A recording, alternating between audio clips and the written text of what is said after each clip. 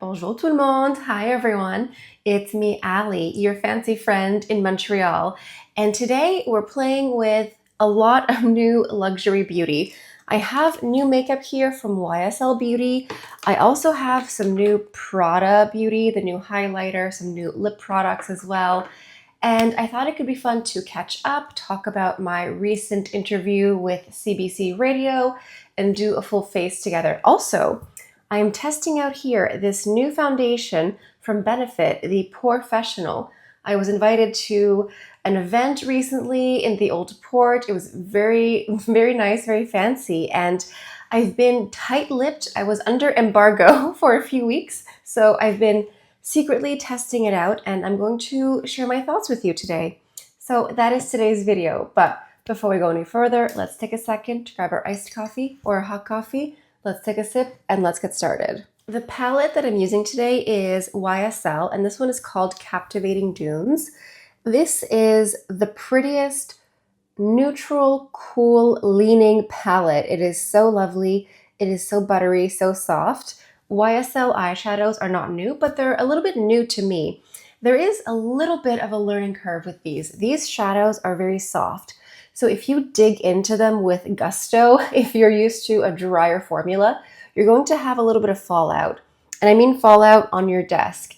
So just be mindful of that. But I think it took me one, possibly two applications to just figure that out. Everything that I'm using, the brushes that I'm referencing here, it's all listed in the affiliate links in the description box. So go ahead and check those out if you're curious to see what I'm using. This first color here is just a really nice transition color. I've done a whole video on these new palettes that just came out, and allegedly these palettes here, the new ones, are for possibly the fall collection, which to me just seems so grotesque. I mean, it's July. It cannot be, but apparently it is. And I know many people were asking about Unexplored Gardens. It seems to be available in Canada, but I'm not sure where else at the moment.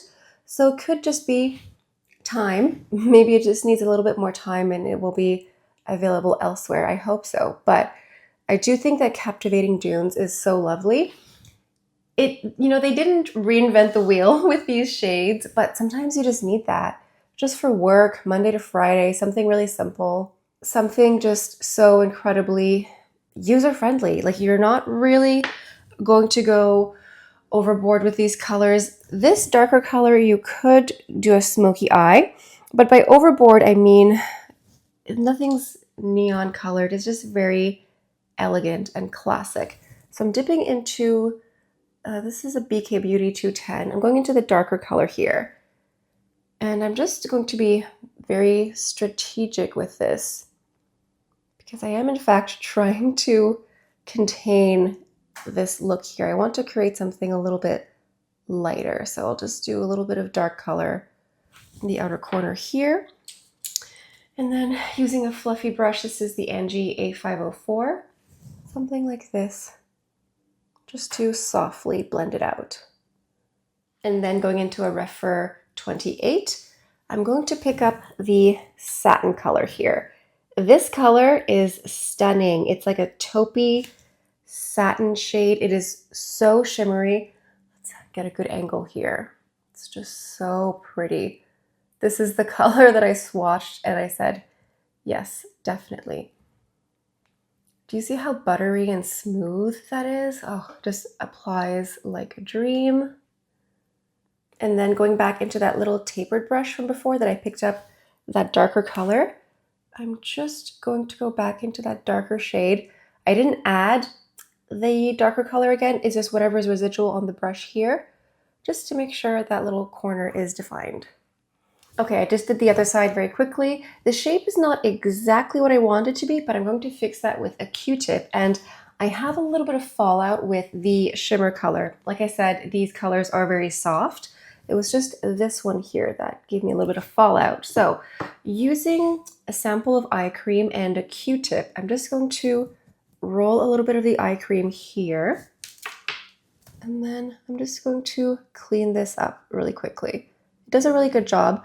You could use eye makeup remover, but I find that irritates my skin and then I need to reapply eye cream anyway, so I just like to go in with the eye cream.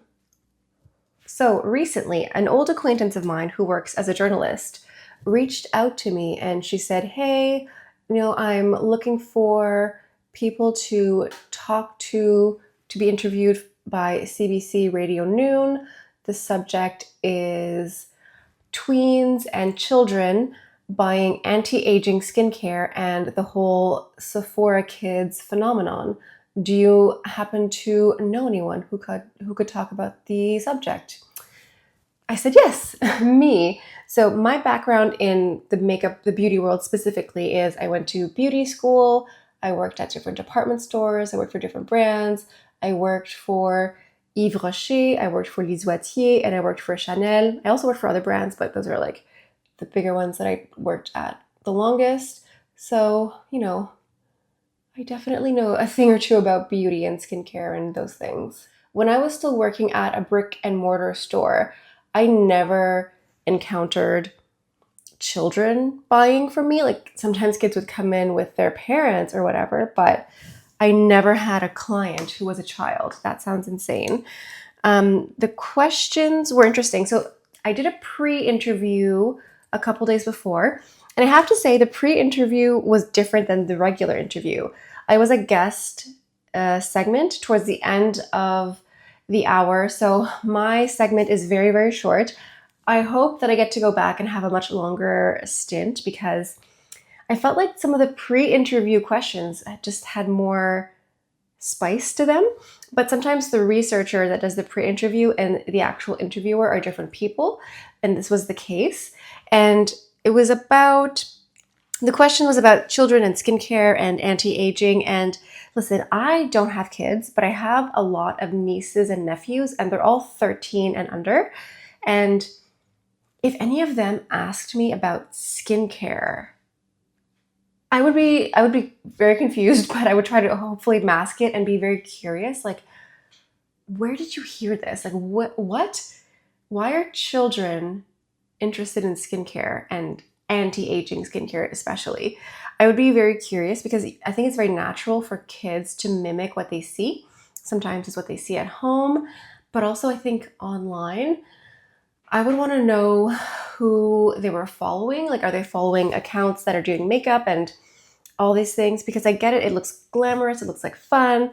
There's fun products. It's colorful. So I think I would ask to see who they're following, because when I was doing my research before the interview, I actually found out that there are cosmetic brands that exist solely to sell skincare to children. Which is insane. Like, kids don't need skincare. They need to wash their face in the bath at night, and they need sunscreen in the summer. That's it. That's really it. I would be very concerned. I'm just so confused with like children buying skincare. First of all, where are they getting the money from?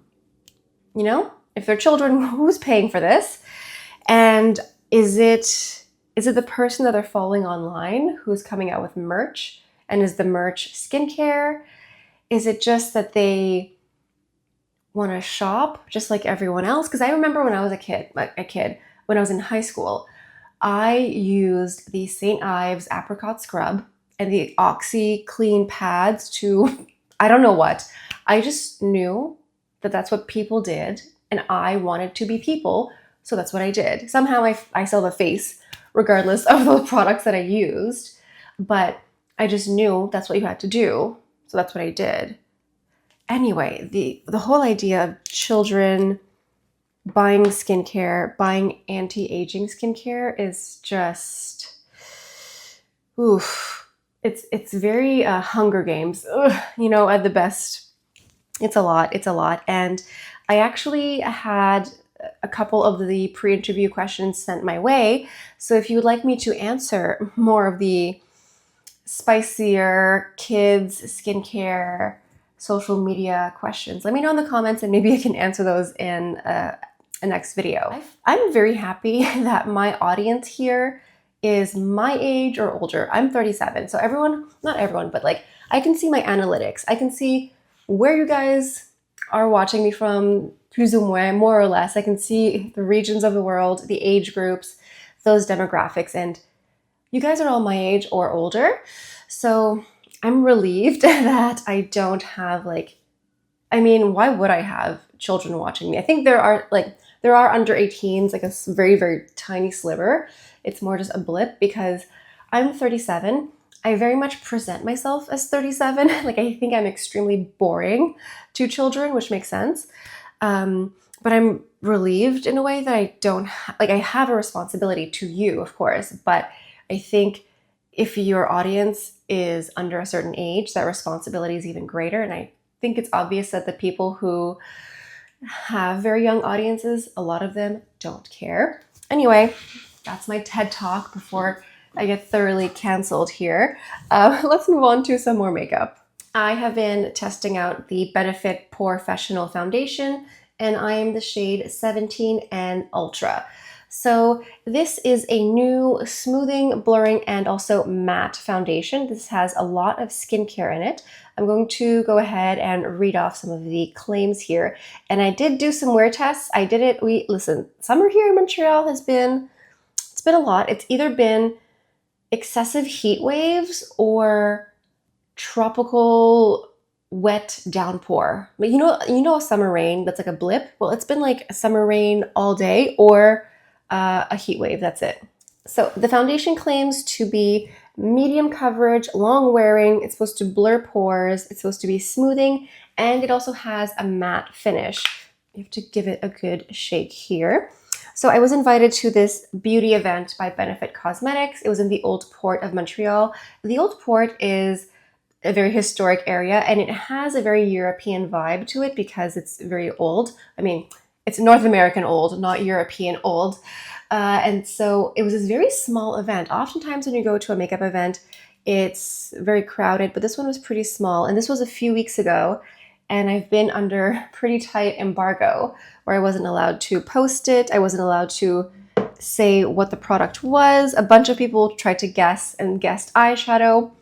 Not this time, it's foundation. So this is the foundation here, and I'm using just a little brush. This brush here is Benefit. It's actually for bronzer, like a cream bronzer, but it works well for foundation. So this is a medium coverage. It's a solid medium. It's not light, it's not heavy, but somewhere in the middle. And one thing that's interesting, okay, I'll blend this out and then I'll do a pump on the back of my hand so I can show you the texture. This has a little bit of a scent. It's not fragranced, it's not perfumed. It smells like a cosmetic product. A lot of cosmetics have that quality to them. So it just smells like a cosmetic. And again, this is the shade 17 and Ultra. I know a lot of people like to use me as a reference when they shop online. This is a matte finish. It feels matte as soon as you blend it out. It's interesting. Okay, so this is the foundation. It's not exceptionally runny or fluid. I mean, it is a fluid foundation, but it's not too runny. I'm just going to do just a little bit more. But sometimes the foundation feels very wet or slick on the face, and then it dries down. This, as you blend it out, it almost dries instantly. Like there's no dry down period. It really just dries instantly. If you have very, very dry skin, if you have mature skin, this is not a foundation for you. It's a matte foundation. So, I mean, it depends. Some people with dry skin still like a matte finish.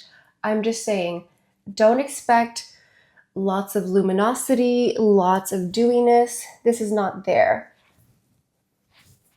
I have been experiencing all sorts of breakouts. It's not related to the foundation. I mean, at this point, I'm like, is this perimenopause? I don't know, possibly, but I've been experiencing lots of excess breakouts. So I'm sort of trying different makeup finishes, different skincare. It's a journey, but you know. So this is the foundation. There's no powder, there's no setting spray. This is just what it looks like here on its own. I have a baby here that's really annoying. But I think that, yeah, it's a medium coverage, which you could build up if you wanted to. I was only wearing skincare and sunscreen, no primer. Same thing when I do the wear test in a minute. I just did the foundation with a little bit of concealer. I wanted to test it out in its pure essence. So I think it's an interesting finish that it's matte. You know, I'm not left to my own devices. I don't think I would have purchased a medium coverage matte foundation. I'm more into like the sheer skin tints and things like that. But I do think it still looks like skin. Like you can still see some imperfections and breakouts, even though it has a matte finish. I like that I still look like a human being, flaws and all.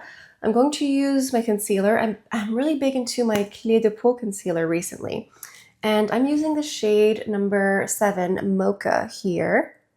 I like it because it has a little bit of peach to it, but it still looks pretty close to my skin tone. So it doesn't have a sort of jarring effect. Sometimes with concealer we go a little bit too light and it just looks too makeup-y. So I have a wear test here, and like I said, it's been heat wave or tropical rain. I did this wear test on a day where it was actually hotter in Montreal than it was hotter in Barbados. I have a friend who's American but who lives here in Canada now, and they posted that it was 113 degrees Fahrenheit. I don't know what that means. Like, what does that mean? 113 is too many numbers. So I don't know what that means. I don't know what 113. It's too many, but it was really hot. And so I didn't really think. I just did my face and then went outside and I was like, oh, it's too hot. So here are the wear tests. This is the first one here. I think it's around 3 or 4 hours. I just came in. That is not highlighter. That is just sweat. I think it held up pretty nicely here. I think it, did its job. Then this is like, I think 6 hours. I think it looks really nice here, actually. There's a bit of shine. I know this is meant for, it's a matte finish and it's meant for oilier skin types. I think if you have very oily skin, you're going to want to powder because you can see my forehead has some luminosity. I don't mind that, but if you're very prone to oiliness or shininess and you don't like that, you may want to powder it down. And then this is the end of the night, I think maybe 8, 9 hours.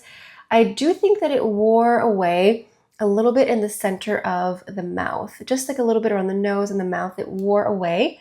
But one thing I liked is that it didn't pick up in any smile or laugh lines, even though it's a matte finish. So it's a bit confusing to me in a way because I wouldn't recommend this foundation if you have excessively dry skin, but then also if you have excessively oily skin, I think you should use a primer, a powder, or a setting spray that is going to mattify more. I think maybe it's a little bit more for the normal mixed combination skin types than the two extremes. But anyway, that is my review of the Benefit Porefoessional foundation. I'm going to add a little bit of blush here before I go into the new Prada highlighter and lip products that I have. This is the Armani blush in number 10. It's kind of like your cheek, but better, which is nice. I want I want a little bit of color on my cheeks, but I don't want too much, and I don't want anything with any highlighter in it. Some blushes have like a natural luminosity glow quality. I really want this highlighter to pop because I've been playing with it and it's really pretty. Spoiler for the Prada highlighter you're going to see in a minute. So this is the new Prada Light Glowing Highlighting Powder, and they sent me the shade 01 Champagne. This texture, you can't quite put your finger through it, but it feels jelly-like. It feels very nice. I'm going to give you a nice swatch here. And when you look, it feels and looks buttery and like it's a cream, but it's a powder. I see words like weightless, long wearing, pearlescent. It looks like it's melting into the skin, which it does, spoiler, because I just love this type of highlighter. I mean, it looks very natural. It looks glowy. You can build it up, but it's so lovely. I'm going to dip into this lightly because I want to build it up. So this is just a little dab here. Oh, this is so pretty. It's pearlescent. It doesn't have too much color, but a little bit, and it just, I mean, look, very little. One thing that I think I would have liked even better is that I think they should have embossed the name Prada in the center. I know that there's that little triangle, but if Prada was imprinted in there, it would be even better. I'm just saying, maybe next time, Prada. Oh, wow. Oh, it's so pretty. It just melts in, which I like. I like a powder highlighter that looks like it's a cream finish. You know, I want it to just melt into the skin, melt into my makeup. Wow. This highlighter claims that it's going to look refined on the skin for 24 hours. I highly doubt that. I don't know, like, I think this is a very nice highlighter. I really like it. I'm going to wear it a lot. But I don't know why brands insist on making these claims that everything is going to be 24 hours of wear. Like, no. Also, one thing I've noticed is that everything is skincare now. We were talking about skincare a minute ago, right? Everything is skincare. It doesn't matter if it's mascara, eyeshadow, foundation, highlighter. Everything has been infused with skincare, and this highlighter is no different. But anyway, let's move on to the lips. Prada also sent me the new Prada Light Glowing Lip Oil Sticks. These are different than the Prada lip balms. You know, the Prada lip balms that came out a few months ago. I have the green and blue one. This one is a classic lip balm, but they have this sort of pH activation that changes the lip color a little bit. These are oil sticks. They're just going to be oilier and more shiny. And they sent me two colors. They sent me 14 white. So the tube itself looks white, just like this. I'll give you a swatch on my lips in a moment. And then 16 rose. This one looks very pretty. You can actually see the logo a bit better in the tube here, on the tube, I should say. Also, Prada sent me these banana jelly Prada candies. It's banana shaped, banana scented, banana flavored candies. This is what looks like a little banana. Do you want one? Here you go. They sent me these at the same time. Thanks, Prada. It says here that these expire by 2026. Don't worry, I'll take care of that before then. How ridiculous. Okay, let's try the white color first. This is meant to be a long-lasting, hydrating, sheer glow finish. And it's interesting, it's an oil stick hybrid. This is going to be, I think, much more slippy than a classic lip balm.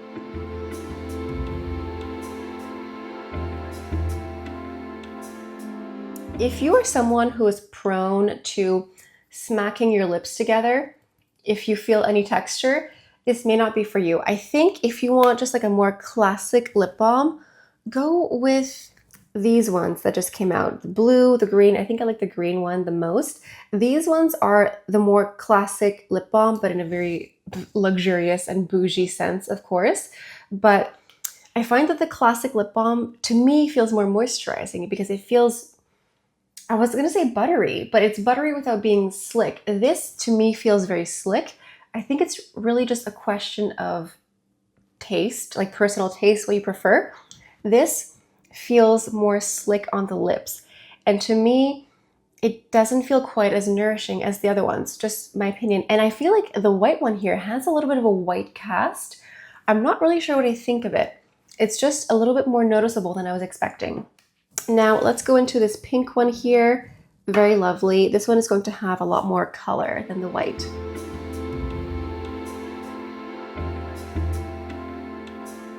It's interesting because in the tube, to me, this looks like it's going to be perhaps more peachy, but then on the lip, to me, this gives off like a little bit of a bubblegum white cast. This may not have been the color that I would have chosen for myself. And it has that little slip. So what I think I will do is I'm going to add a lip gloss because I think these oil slick lip balms here would be good to use as a preparatory step. So as you're doing your makeup at the beginning, put these on. Then towards the end, when your whole face is done, you can go in with a lip product. I'm going to use this Armani lip gloss in the shade number 5. Now, originally, this was not my favorite color because I just find that the tube looks better than the actual lip gloss, but I think that this lip gloss is actually going to match this lip product here, and then it'll just enhance the color. All right, we're almost done here, but I'm going to go into a fragrance. This is the Miss Dior Parfum. It came out last year or the year before. It's just really lovely. I think it's the closest we're going to get to that 2010s version. This isn't necessarily that new, but it's my favorite, and I think it goes well with this look. So here is the end of the video. Let me know what you think in the comments. Let me know what you think about kids and skincare and Sephora Kids, and if you would like more information about the CBC radio interview. What I'll do is I'll provide a link to it. I think I'm allowed. Okay, here in Canada, we have lots of really strict laws when it comes to social media and news sites, so I think I should be able to provide a link to it, and it's at the very, very end. I think it's at like the 44-minute mark, so I'll maybe leave a pinned comment with the interview because a lot of you asked to listen to it, so I'll provide it down there. I totally forgot to apply some bronzer. I have the YSL bronzer in shade number 3, Medina. I had it here and I totally forgot. Let me just go ahead and add a little bit of this. I was just getting ahead of myself. I was just getting too excited. Let me just go ahead and do this. This is the Refer 04 brush. It's good for bronzer, blush, contour, any sort of like cheek product. That's so funny. I even mentioned it, or I brought it out at the beginning of the video because I wanted to use it, and then I totally forgot. Normally I would do, what do I do? What's the order? I think I would do bronzer first and then blush and highlighter, or I would do blush and then bronzer and then highlighter. I may have to adjust course here in a moment. I think I would do bronzer first and then blush. So I may just have to tap on a little bit extra here. This is a very lovely bronzer, depending on if you remember to apply it or not. It's very lovely. Depending on the shade you get, you can use it as a face powder or a bronzer. I use the shade, I think it's number 3 or number 4. It's called Medina, that's what I know. And I'm using it as a bronzer. It just feels very blurring and very natural, which is nice. So let me just tap on a little bit extra blush here. And as far as the highlighter, I think it actually survived the extra round. Okay, so I think the standouts for these new products here are the YSL Captivating Dunes palette. This is just, listen, like I stated, they didn't reinvent the wheel, but these colors are great. The formula is great. I just adore this color. Like, look at that. It's so shiny. It's so pretty. Outstanding. And I think that the Prada highlighter, oof, this one also is a huge standout for me as far as all these new products go. So leave a comment down below. Let me know what you think. Let me know what you want to see next. And maybe leave a banana emoji for the banana candy. Yeah, I almost dropped that. But I think banana emojis exist. And if you want to know what my nail polish is, don't ask. I've had it on for like 4 days max and it's already chipping. So don't bother. That's what I have to say. Anyway, that's all I have for you guys for today. Thank you so much for stopping by. Hope you have a beautiful day, and I'll see you next time. Bye.